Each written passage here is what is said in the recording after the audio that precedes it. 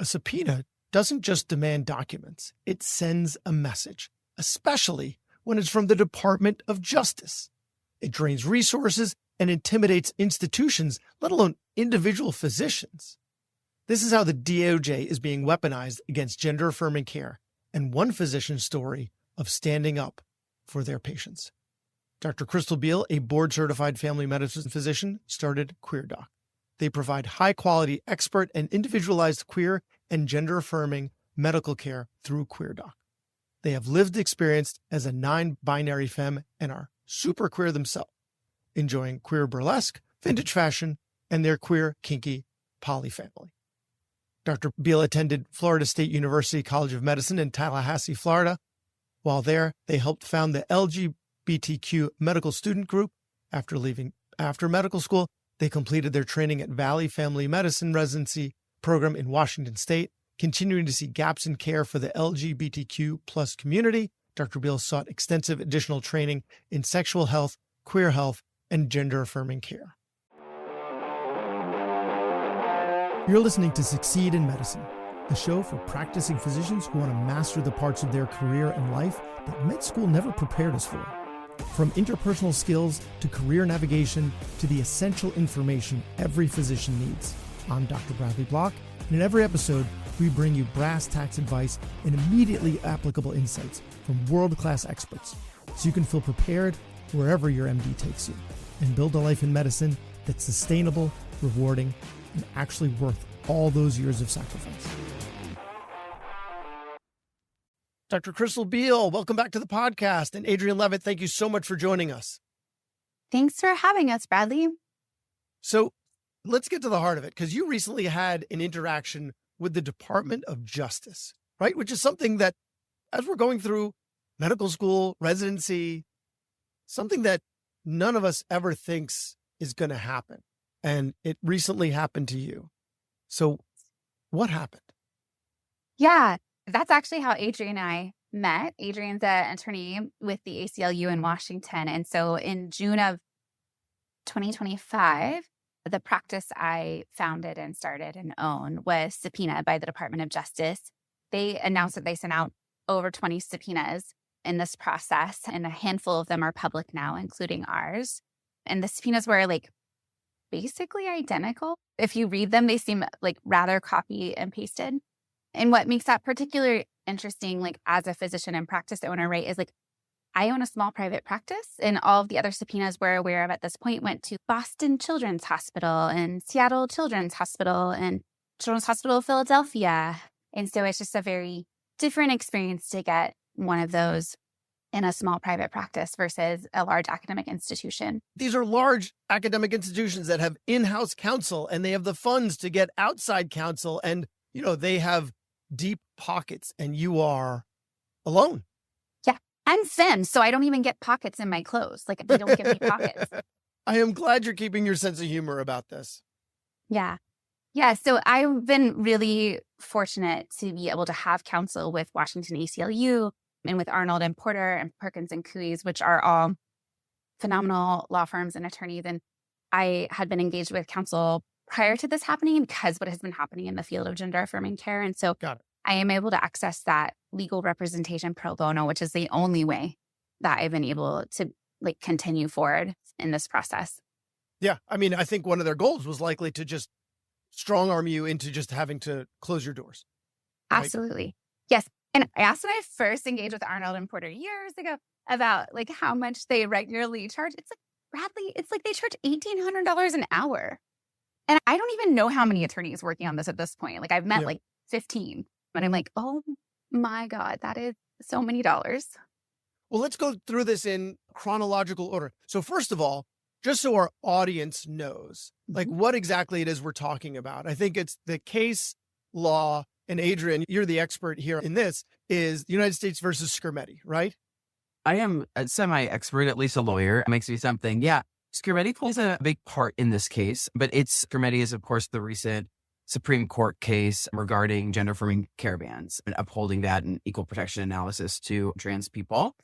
And that plays a part of it. And certainly, I think, kicked off a lot of the government's work to do what it's announced that it wants to do, which is and the provision of gender-affirming care for adolescents. And the subpoenas are an interesting part of that because they are part and parcel to the government's stated goal, but a separate kind of legal tool that the government's trying to use. And so these subpoenas come out of a different part of government power about civil investigative power, and in this case, purportedly through the FDA. So it is both related and separate, but certainly part of the goal to end the provision of care for adolescents. And so that case, I think it was in Tennessee originally, where they passed a law that outlawed gender-affirming care for minors. And I think the individuals that were affected by that then sued the state, please correct me if I'm wrong here, saying that it was discrimination. And then it went to the Supreme Court, and the Supreme Court said that it wasn't discrimination because it's for minors. So because it affects minors, then it's therefore not discrimination. And we're not going to get into a legal argument here, right? We're not here to relitigate that, but they found an argument for legalizing discrimination, right? Against what should be a protected class. Yes. And I would love to relitigate that case here with you anytime. So invite me back. Thank you so much. But that's right. They got their way to sort of an excuse to say that this type of discrimination is permitted under the Constitution. And how they got there was a significant feat indeed. Yeah. And so that's out there. And so, Dr. Beal, is that when you said, I need to start lawyering up? I need to start contacting the ACLU? And Oh, no, that was quite a long time before that, actually, because okay. state bans started happening in 2021. Okay. So I had started seeking like legal advice and support when state bans started happening. And so I had not met Adrian or talked to the ACLU back then. We met with this subpoena in June. But I had worked with other, like the Abortion Defense Network is a organization that has a lot of legal counsel for providers doing reproductive health care. And so they started offering some support for gender-affirming care providers back when state bans started happening. And so that was how I was originally connected with counsel. Yeah. And then I think the context of this, like what has happened, right? There's the bigger picture, like what you're referencing with Scarametti, and then there is all these other ways that the administration has attempted to end gender-affirming care with like executive orders and with CMS funding, the Department of Health and Human Services report that was not written by healthcare experts at all. No, if they did, they're going to find out that they're wrong, and they don't want to hear that they're wrong. There's a bunch of themes in this administration, which is not counseling the experts, taking counsel from people who think that they're experts and then cite misinformation to back that up. And they're among a number of other themes. Cruelty, etc. Okay, so you have decided since 2021, because of the stance that this administration previously and currently have taken against gender-affirming care, that this is something that you need to get ahead of. And then what happened with the Department of Justice contacting you? Like, how did you get that subpoena? Yeah, so on file with the state of Washington is my business representative, and that's actually my accountant. So it got served to me through my accountant, actually. It was like very anticlimactic. Brad, I've seen so many TV shows and movies where someone's like, you've been served, and they hand you the paper. And I like thought I would have my cute heels in my purse. And, you know, it was just an email. And you think maybe it was a dance off, right? You've been served, and then you'd have to go through your dance moves, and then they'd go through their dance moves, and it would be a dance. It would be finally my debut as a break dancer, which I have been waiting for 42 years. But an email to your accountant. From my accountant. That was copy-pasted from the other emails that they sent to these pediatric institutions, which, to your point earlier, they've gone after through cutting CMS fundings. So all of these pediatric gender-affirming care institutions have had their funding cut from Medicare and Medicaid, and they've had to shut their doors because otherwise the hospital would need to shut down. Like, this is how this administration is getting their way. Yeah. And so then you get the email through your accountant, and then what happens next? Yeah. And so I engaged multiple counsels to see like who was the right fit for us and for the case, and ended up with the counsel that we have, and then really went through the process of knowing that it feels like bullying, right? But again, another theme of this administration is bullying the vulnerable, right? Yeah. So I think my legal strategy was really rooted in both what I think my ethical obligation as a physician is in the context of providing like evidence-based medically necessary healthcare. I've been subpoenaed because I've been doing the job I trained to do my entire life. And so I think like my ethical obligation is to continue that care. The research and literature says that it is life-saving, and I think sometimes clinicians get caught up on that do no harm. And they're like, well, if I'm not providing care, is not actively doing harm. But I think another part of the Hippocratic Oath is actually that do no harm also involves not restricting people from the access to the goods of life. It's an old language, weird words, but I think that's just so important to remember that this is life-saving healthcare. And if we were talking about diabetes or if we were talking about breast cancer, more clinicians would be outraged about what is happening. Yeah, we hang our hat on that do no harm and like it's the word of God. And basically it was the word of some Greek guy thousands of years ago. And we're like, this is still our North Star. But to your point, it's do the right thing, right? Like I have to follow my moral compass and do the right thing, but you're doing it while putting yourself at significant risk.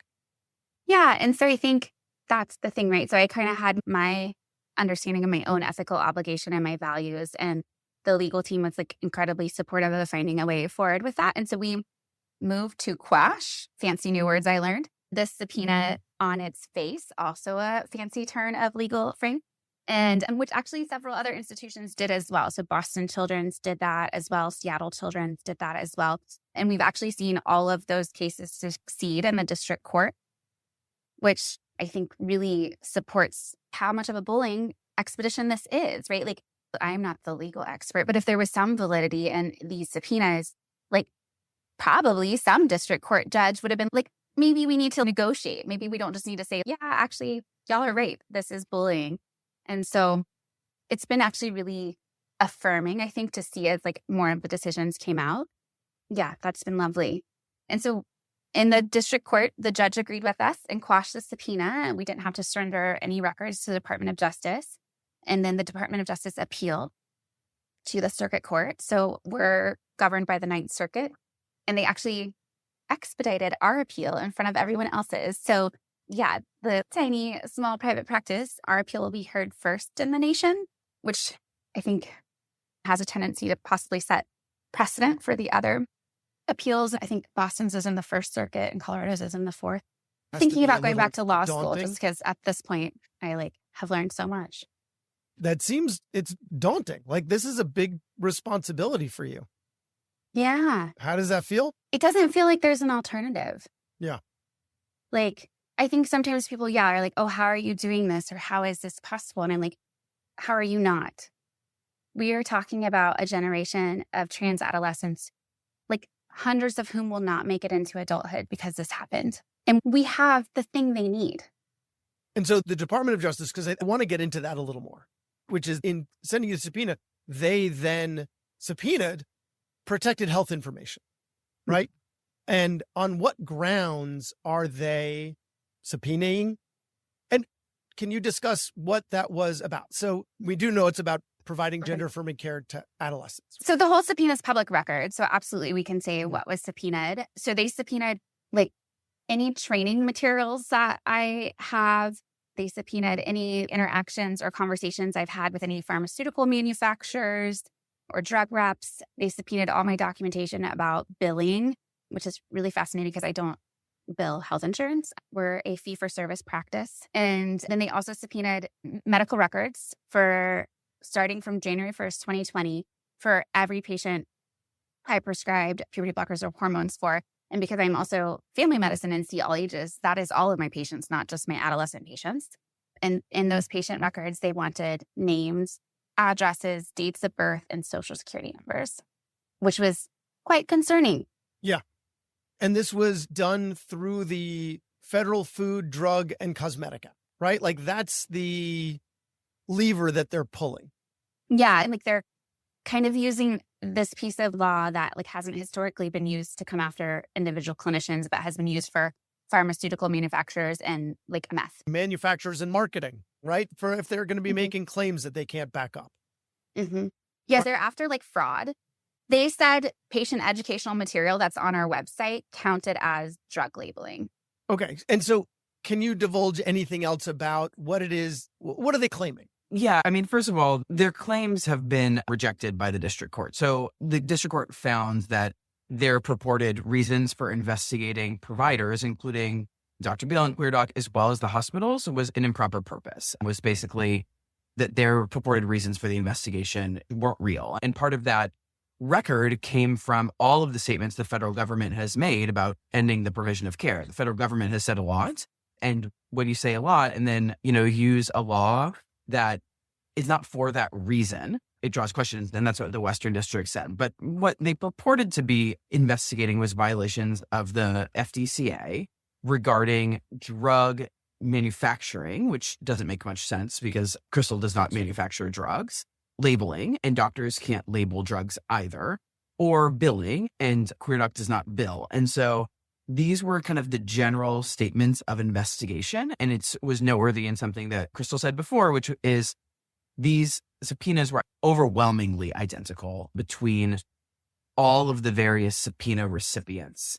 And so that shows that goes even further to improper purpose. And they have shifted throughout the litigation what their claim has been, what they are actually seeking to investigate. That's changed as I think they've run into some roadblocks about how does the FDCA apply to a provider rather than a manufacturer. So is there any precedent for the FDCA being used, or this is the first incident that you're aware of where it's been used to go after a provider? That's right. And it's a novel theory. It's the first time they've tried to do this, and the court has rejected it. The court said that's not the power that you have through this administrative investigative subpoena, does not give you the power under the FDCA to go and investigate a provider for the reasons that you're saying that you want to. Okay. And so they sent you the subpoena that didn't make any sense with regarding the care, but in doing so, they were also sequestering these health records of a vulnerable population, right? And so this is very concerning, right? And so even if, you were found to be taking excellent care and appropriate care, and they now still have access to this information for individuals to go on their lists, right? Well, and I'll just put a legal point on one thing is that serving a subpoena, as soon as there's a legal process to quash, which is just a fancy way to say cancel to make lawyers feel good about ourselves. So when we move to quash the subpoena, at that point, there's no obligation to produce records. And so the receipt of a subpoena, if there's legal process after, doesn't create the obligation. So at this point, there's been no disclosure of records from QueerDoc whatsoever. And the district court agreed with that. The district court said the subpoena is quashed, it's canceled. You need not produce records because this was an unlawful government subpoena. But it sounds like you're saying they're going to try to find other ways. They're going to rephrase their copy-pasted subpoenas and try and just keep trying until they're successful or because their funds are limitless. They're coming from us. And so do you think that's the goal? Well, they've told us what the goal is. I mean, that's one advantage is that they've been transparent. The goal is to end the provision of care for adolescents. And they're shifting their reasons to try to please a court, to try to have a court say, you know what, actually, this was a lawfully issued subpoena, either in full or in part.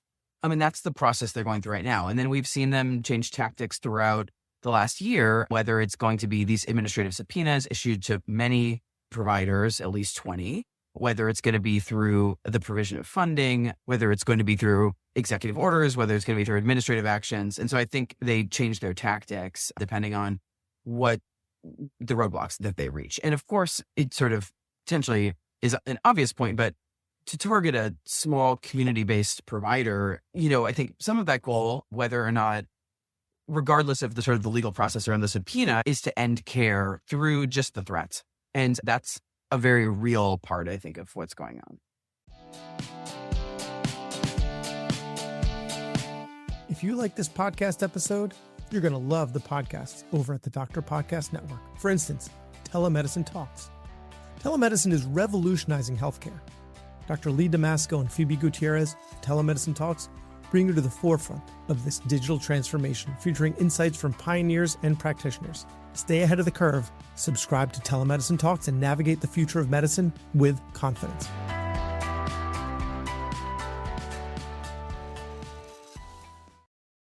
Right. It's got to be terrifying to get something like this from a government agency and you don't know what to do next. You already have, Dr. Beal, those connections because you've been utilizing or you've been in touch with these different legal counsels since 2021. but maybe someone who hasn't been, now they get this letter and it's got to be terrifying. And so they're in goal of intimidation. Are you familiar with anyone in whom the intimidation was successful? I mean, notwithstanding what we said earlier about cutting funding from CMS. Well, I think I was reading recently that like maybe over 40 institutions that have stopped providing adolescent gender-affirming care in the past year.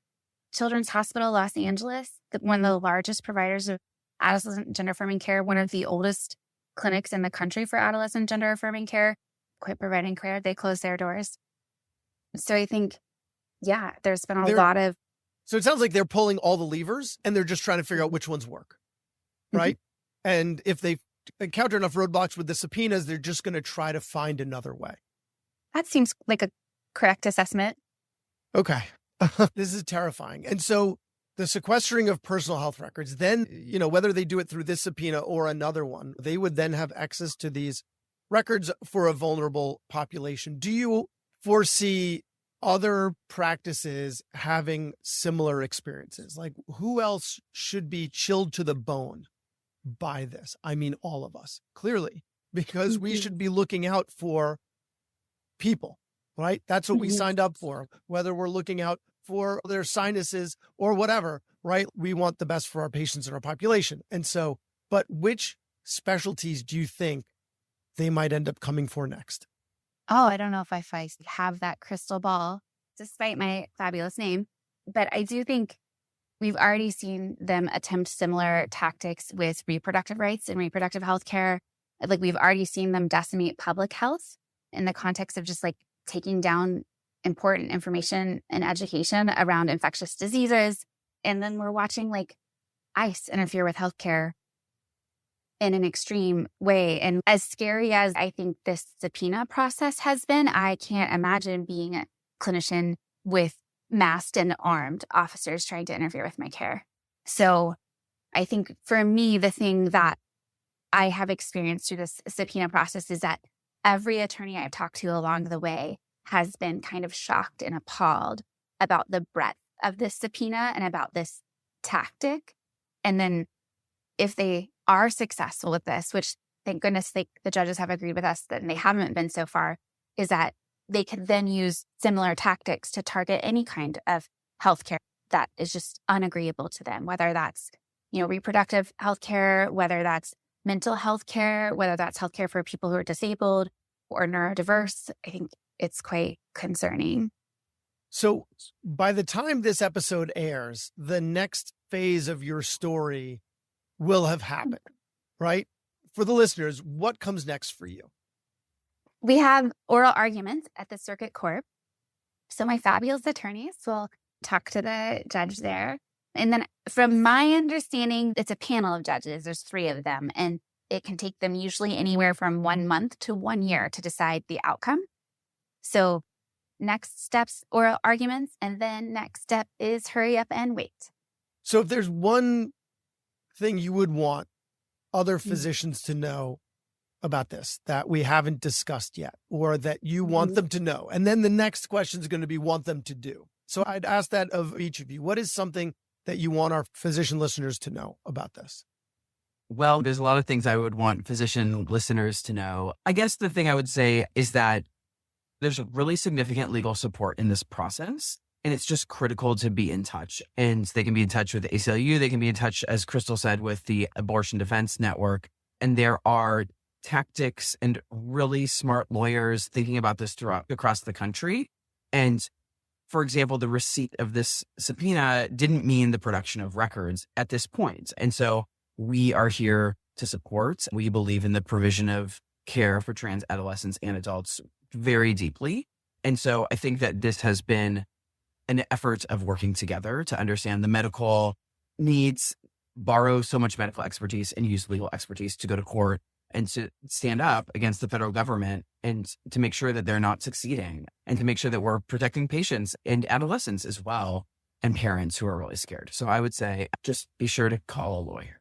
Yeah, I feel like, Paul is going to lose it after this one. But I think in my experience over the past handful of years, as this started progressing the way it's gone, I've done more learning and research about physicians in pre-war Germany And the data seems to suggest that over half of the physicians that existed in Nazi Germany joined the Nazi Party. And I think, there was a really different response. Like, don't get me wrong, the Netherlands did some shitty stuff with giving the Nazis just people's addresses and locations, right? But Dutch physicians actually declined to join the Nazi Party. They refused to participate in the medical practices of a regime that used medicine to experiment, torture, and kill people. And I know it can sound extremist. And I think that's when I was in elementary school reading Anne Frank, I remember wondering what I would do if I was in that kind of situation. Would I have helped people or would I have not helped people? And I just didn't know. And then I remember being in medical school and learning about the HIV and AIDS epidemic and really wondering, would I have provided care for these people or would I have not? And I just never could answer those questions for myself. And I feel like in some ways this has given me an opportunity to answer those questions for myself. And I think it is really scary. And when our own personal welfare and safety and security and home and shelter is threatened, that becomes really scary. And this is not an individual fight. I am not alone in this. And if I only focus on those things, I lose sight of my values and where I think justice lies. Yeah, I think they are the villains, right? And they have to find a way to sleep at night thinking that they're the hero. And so they bend the truth in such a way that they somehow can sleep at night thinking that they're the heroes and they're sacrificing and risking nothing. And you are clearly risking so much to be the hero here. And so not only are you proving that you are the hero in this situation, but you're leading the charge. And thank you for doing that. Thank you for being the role model that these kids need, that they can look to and see that there's someone out there that supports them and that's willing to fight for them. And so what else can we do, right? So clearly donate to the ACLU, vote in the midterms, go to protests. I think clinicians, gender-affirming care is not rocket science. In the technical realms of what we do as physicians and the things we have trained, it's really quite unchallenging. And so it is something that is well within the scope of practice of thousands of clinicians, even clinicians who think it's not in their scope. It actually is. And so learn how to do this care and provide this care. It's not that hard. Yeah. And there's going to be a point where I can't do it anymore. I'm one tiny human with a very cute little dog. And so I think that's one of the most important and essential things people can do. And then talk to people. This is not exactly how progress works, but when we passed marriage equality, over 80% of Americans said that they knew someone who is gay, lesbian, or bisexual. Right now, a third or less of Americans report knowing someone who is transgender. And so I think as physicians, we have such respected roles in community and in society. And so I think a really important part of our job in showing up and doing this advocacy work is just that misinformation campaign is so powerful. So really being part of combating that misinformation campaign. So learn how to do this work and talk to your friends. Your friends don't hang out with me. They don't want to hang out with some weird queer, but they should. I've been fortunate enough to have a few of these interviews with you. But y'all have access to rooms I would never get into. And so it's just so important to talk about this because we're real people and all we want is to be people. We don't actually have an agenda except for staying alive. Yeah. Leave me alone. Let me do my thing. Leave me alone. Yeah. Leave me alone to get out of my business. Yeah. The other side talks so much about getting the government out of your business. And yet they're doing the best that they can to get the government in your business. So donate to the ACLU, vote in the midterms, go to protests, talk to people, learn about gender affirming care. And if it's in your scope of practice, learn about it. And as Dr. Beal saying, it's not that complicated. However, from legal counsel, what would you like to add? It's hard to add anything to that. I think Dr. Beal summed it up. The only thing I could add is that we're all in this struggle together, and it's bigger than just gender affirming care. It's bigger than trans people. And so we see this work as totally connected with other struggles for freedom and autonomy. And so I would just urge us all to keep that in mind as we move forward. Yeah. Right. Okay. I do have one more plug. I think a place that connects the issues with ICE in healthcare and the issues with reproductive rights and mandatory reporting and trans care is the Beyond Do No Harm Network. So any clinicians who are listening and have not had a training by the Beyond Do No Harm Network, please reach out to them. They will be happy to do a training with your institution or organization, or at least historically. I'm not quite sure what they're doing right these days, and they have a lot of training materials up on their website, and they're just a phenomenal organization. What is the Beyond Do No Harm Network? Yeah, they are an organization that is really about taking criminalization out of healthcare and having equitable access to healthcare. And so a lot of their work does center around like clinicians really understanding what is actually required with mandatory reporting, right? Because mandatory reporting, clinicians, similar to these subpoenas, kind of how you were suggesting, Bradley, you get a subpoena and you're just scared and you don't know what to do. You know, mandatory reporting stuff comes up and we're like not totally sure. And we're like, I have to tell people. And we don't always fully understand actually what we have to tell people, when we have to tell them, and who we have to tell them. And the way that plays out, right, is that because we're a biased and discriminatory society, mandatory reporting, you know, disproportionately harms Black and brown families. And we see Black and brown families torn apart. And so for issues that white families just don't have to deal with. And so that's like where their work stems from. But they do a lot of training and education about what you have to do with mandatory reporting, what's required in documentation and what isn't. Like, because we're trained, right, to document for insurance purposes, legal protective purposes, and to communicate with other clinicians in the chart. And then the 72 other things that EPIC actually wants us to do as well. And so they bring us back to like, what are the actual requirements in this documentation? And how can I make this documentation safer for the people I'm taking care of? Which I think, as Adrian was saying, this is all a united issue. The potential for progression of this administration, like keeping our patients safe. Because if our patients don't feel like they can tell us information without it being in front of the federal government, like it ruins the therapeutic relationship. So I think Beyond Do No Harm is a phenomenal resource for people to check out. You know, what Adrian said earlier about you never know who they're going to come after next. And Dr. Beal, you had mentioned the precedent with physicians in Nazi Germany, right? I don't remember the poem that came out of it, but like first they came for, right? Mm-hmm. And so first they came for undocumented immigrants, and then they came for trans kids, and then they came for me. And so the time to act was 10 years ago, right? That was the best time to act.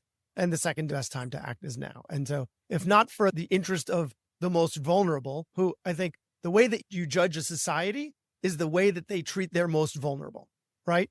And so if not for the most vulnerable, then for the fact that they may be coming for you or someone you love next, because you never know who they are coming for. You never know who's going to be on those lists, and history repeats itself. So I just want to thank you so much for being the hero of so many stories.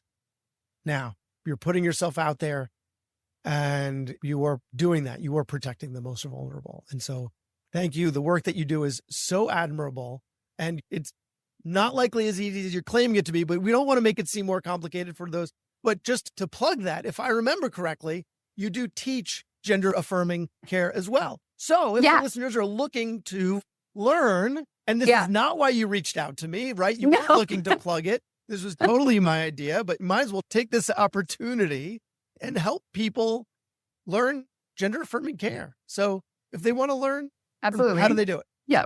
The shameless self-promotion plug. It wouldn't be a podcast without it. Yeah. QueerCme, QueerCme.com.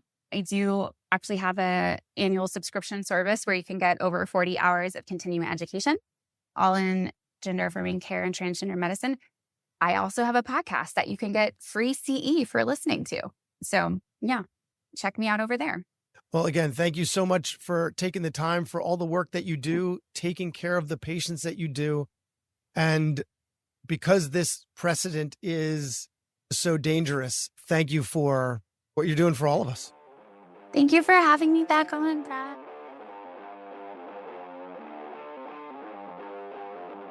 Thanks for listening. I have a favor to ask. You listened to the episode until the end, which means either you fell asleep or you really liked the episode. So please write us a 5-star review, take a screenshot, and email it to me so I can send you a quick guide on how to earn patient trust in 20 seconds or less. Email me at brad@physiciansguidetodoctoring.com and feel free to suggest a topic or guest. I take your requests seriously.